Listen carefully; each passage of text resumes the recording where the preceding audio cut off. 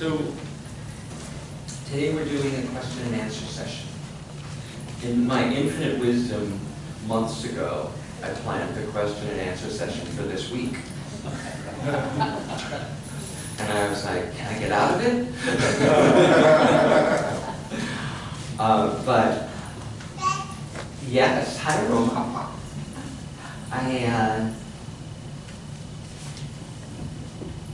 I have been struggling this week, like many people I know have. You may be celebrating this week. This place here is for all of us to share wherever we are and whatever is going on for us. And this question and answer session is for spiritual questions. It's for real world. How do we be spiritual beings that we are? How do we behave as spiritual beings in a world on a day-to-day basis, in this world on a day-to-day basis. So I am going to ask Deanne to be my mic person. So as we take a deep breath again, and that's why we meditated first, to be in that space, I'm ready for your questions, and I promise to respond, not to answer.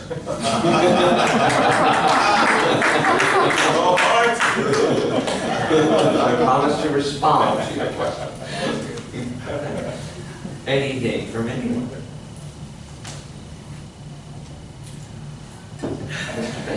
What's different for you now? So the question is, what's different for me now? Personally, I was caught up in the election in a physical and emotional way, watching it, following it, responding to it, donating to my candidate, campaigning for my candidate, all those things. So I was emotionally and psychologically invested. And so that the result was so different than had been predicted was shocking to the system. And I felt scared this week. I don't know if any of you share any of that, but I felt literally, physically scared. And I immediately had to go to, couldn't sleep on election night.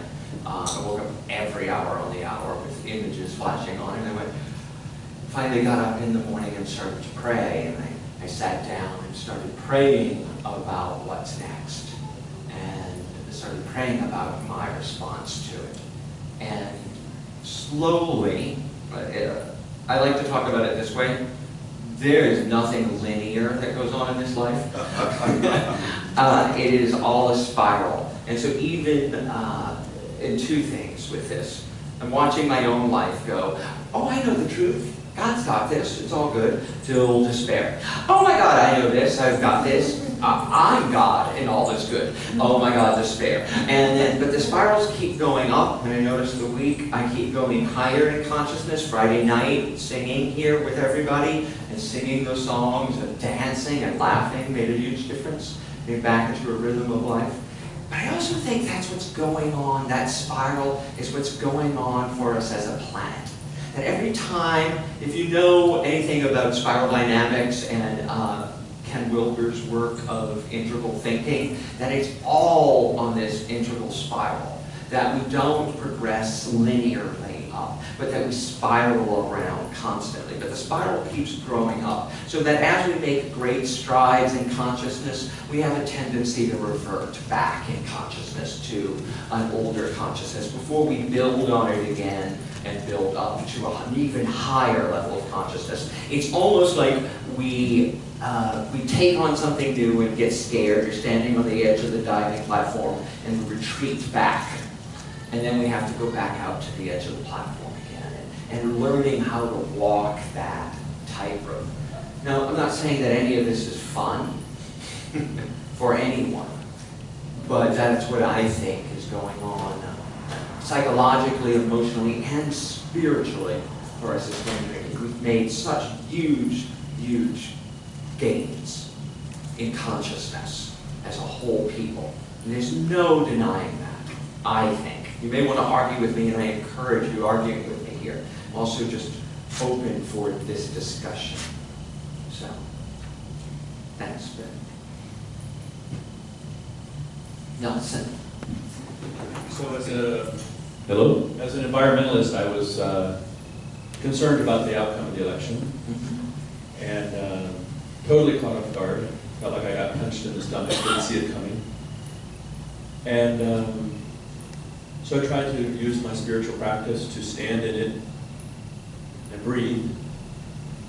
And I became an observer over the next couple of days to see how the various organizations and leaders in the environmental movement would respond.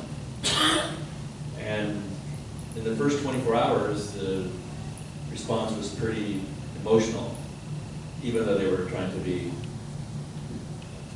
leadership messages. And then over the next few days, there started to coalesce a more meaningful message, a more valuable message, one that resonated, I think, with more people, deeper, and was a message of hope and work ahead. So my question to you is,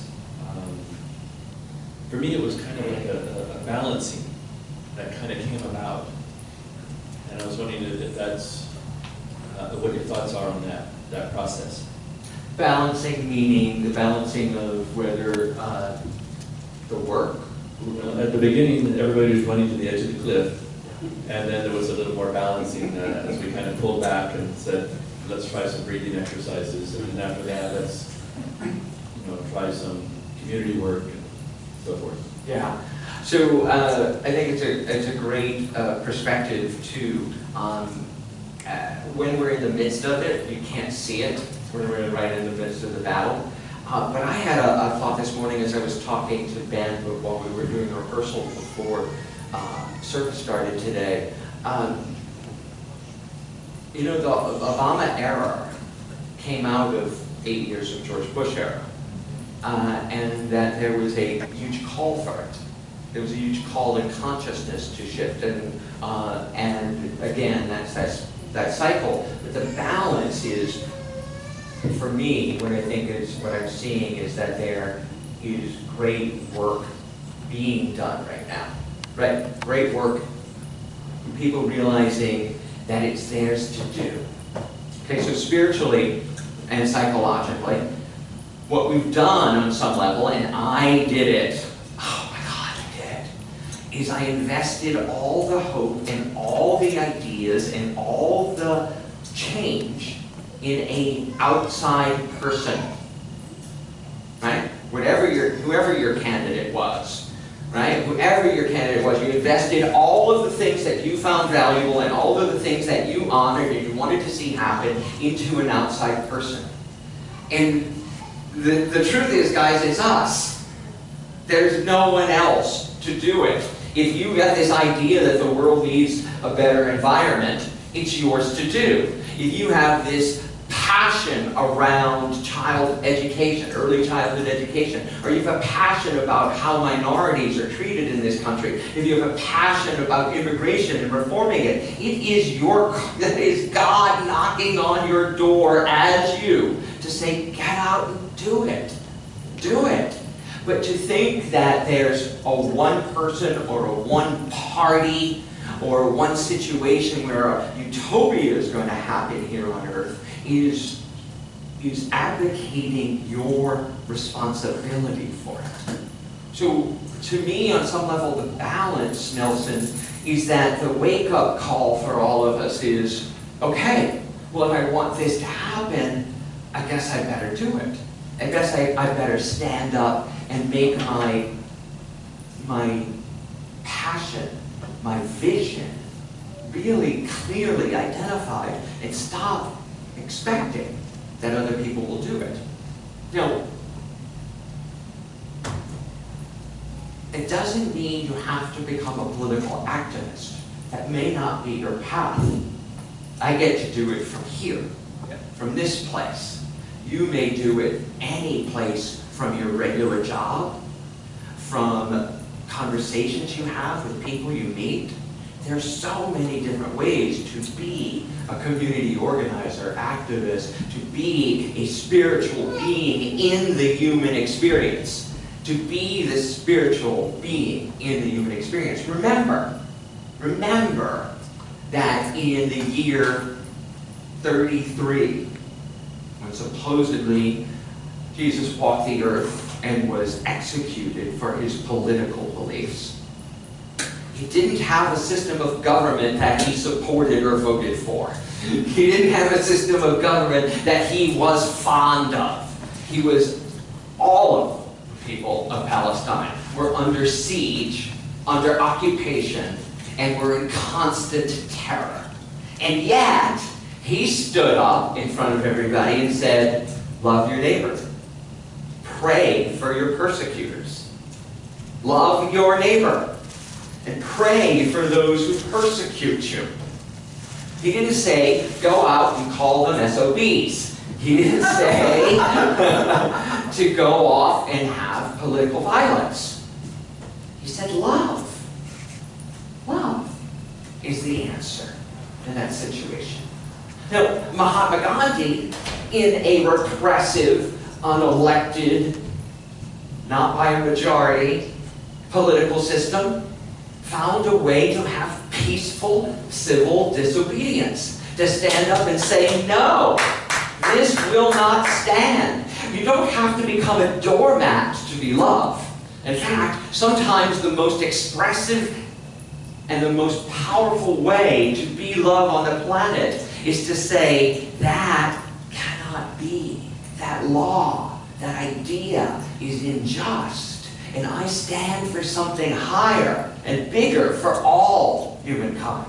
To step up into that kind of consciousness where we don't meet anger with anger, where we don't meet hostility with hostility, but to meet hostility with love. Darkness cannot drive out darkness. Only love can do that. Right. Elizabeth. Hi. I had a hard week this week. I had a tough bedside on the hospice chaplain that really upset me. I was dealing with some grief and the election, and Leonard Cohen also passed this week, and one of my favorite poems of his spoke to me because I was having just a tough week for me. But Leonard Cohen's, you guys probably know this poem, but it's apropos to how we embrace it all, how we use it all, which is what our principles are about. So if you'll ring the bells that still ring, forget your perfect offering. There's a crack in everything. It's how the light gets in. It's how the light gets in. It's a real answer for me to that need to make things the way I want them to be. But it's all light. It's the cracks are how the light gets in, and that was really helpful to me. Thank you. Let's go to this side. While she's crossing the stage, it reminds me, one of my favorite Oscar Wilde sayings is, forgive your enemies. Nothing annoys them so much.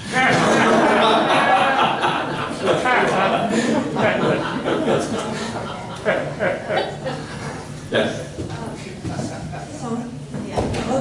So I've been very saddened this week. People I know and love, relatives and friends, who are celebrating the triumph of Trump, have been putting it in my face. And it's hard for me to absorb that kind of energy when I love these people. And I don't know how to handle it. I've just been shut up. That's all. I just shut up. I don't know what to say. Thank you. Right. So you feel threatened, disregarded, disrespected. Yeah. Thank you, Francine. And two things about that.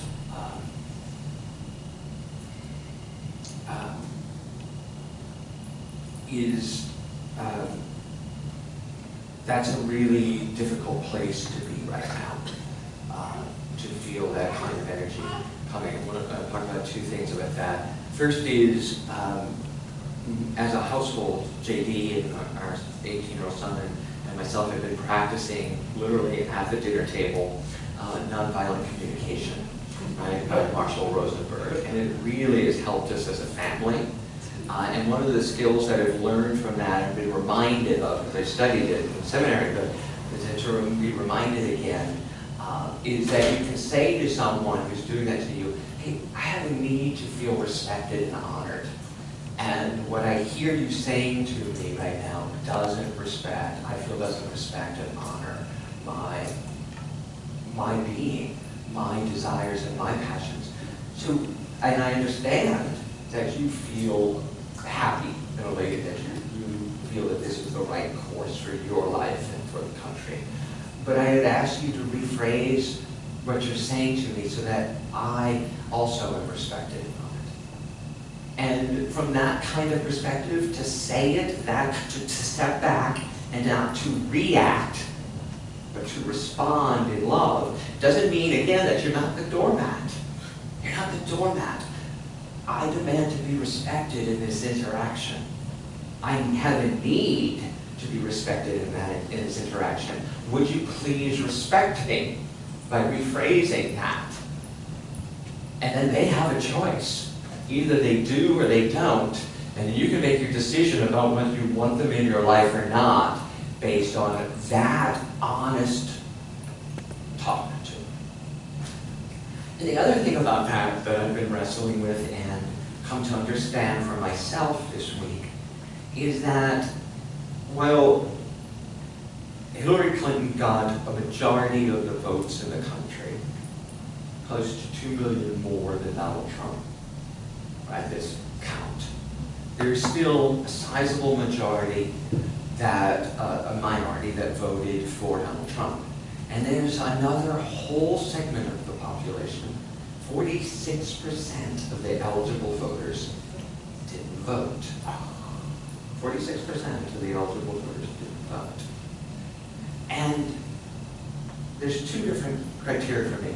How are we not reaching out to both the Trump voters and to the ones who don't vote and really listening to their concerns? And I'm not talking on a political, I'm talking about us as a spiritual community. When we're having conversations with other people about our spiritual practice, about what we believe and what we value, are we really listening to other people who feel marginalized, shut out, and uninvolved? No. Right.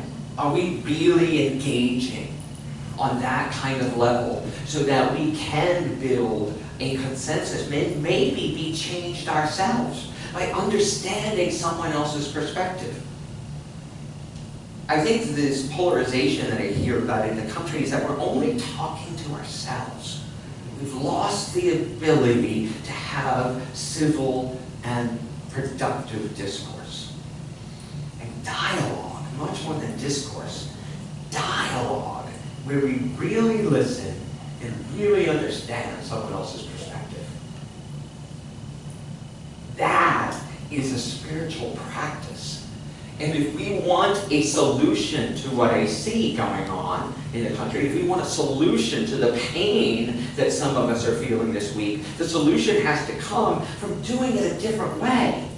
Not by obstructing Bush for the next 4 years because they did it to Obama, but by taking command of our own life, our own mental capacities, and becoming president of and CEO of our own mind, of our own heart, and our own consciousness, becoming the president we want to see in the country. And when we become it, it might just show up. It might just show up. Tom, then Robert. Sorry, I saw another hand here. Road, Well, I'd like to thank you for all your encouragement on this political scene. I take what you said last week about 3 good things about Hillary and bad things, and vice versa. And that gave me a good perspective. I didn't really care who won after you gave that speech. You spoke, because I'm not going to be attached to the outcome that much. And so I'm reinvesting in myself and how I look at Trump supporters as not attacking, but hey, just a different perspective. Yeah. Thank you, Tom. Yeah, there's and for those of you who weren't here last week, we talked about this. There's this strange dichotomy going on where you feel outraged. Oh my God, that's racist, that's misogynist, that's xenophobic, that's hateful speech. And then you call them those things to their face. Oh wow, that's hateful, that's, that's condemning, that's so who's who here? Who's who? And my call for us was to be different. Step back from the name calling.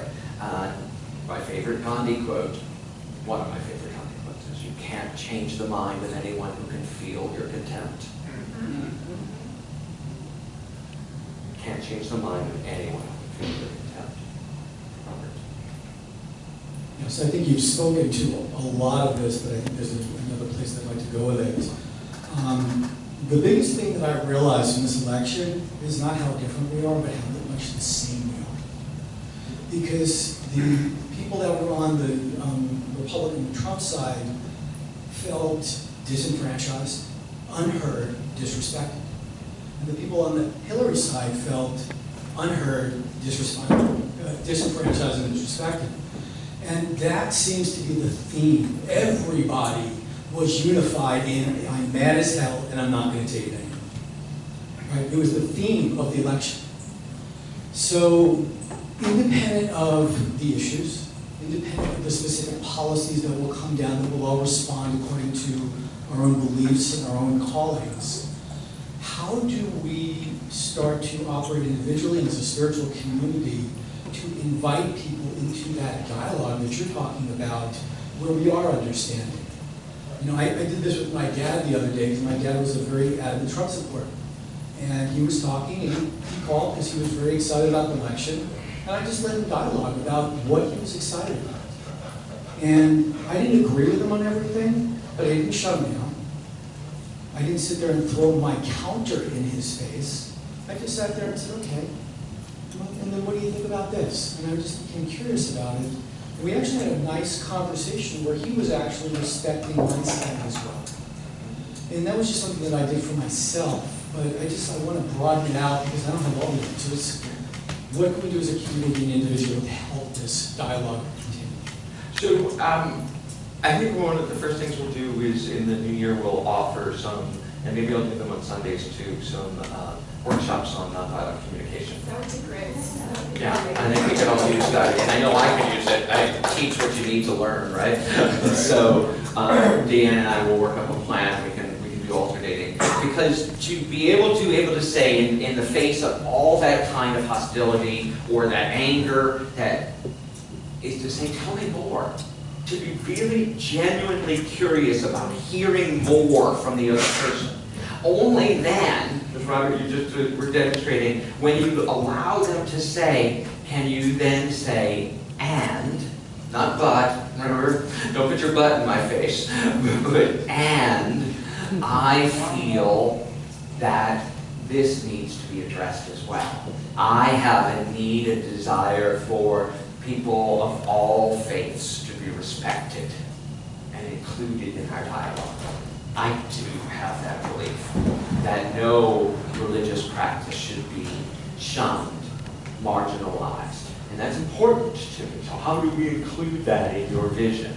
I need to have that kind of dialogue. I think we need to start over and start learning how to talk once again, because the world, let's face it, is broken, right? We can all agree on that. Look, there's parts of it that are broken. We are not. right? The core of who we are, the core of you, who you are, is not broken. It is perfect and whole and loving and divine. The essential part of who you are. Just like Roma wants to love. That's her core job. She loves to love, to hug, to smile, to laugh. Each one of you is that too. We've just got crusty, right? We've just gotten to let life build up on us like scales. How do we take those off? How do we learn to listen to each other again? And I think nonviolent communication is a phenomenal way that we can do it as a community to build this consciousness of changing the world by changing us. One of the things, and I'm going to stop here, we're going to have a salon after, so if we don't get to you today, come to the salon. We'll continue the discussion. But I want to end with this. There's a movement going on Facebook and across all social medias about safety pins. And safety pins. Wearing a safety pin as a demonstration, a symbol that you are a safe place. If someone feels attacked, isolated, marginalized, threatened for who they are or what they are or their faith, that they know just by you wearing a safety pin on your lapel or on your dress or on wherever you have on your purse strap, that you're a safe zone for them to come to. That you will listen, that you will support them, and that you'll be there for them. So I'm going to hand them out. I'm going to ask our prayer chaplains to pass out safety pins. If you feel like you want to join the safety movement and being a demonstration of the safe zone for all of us.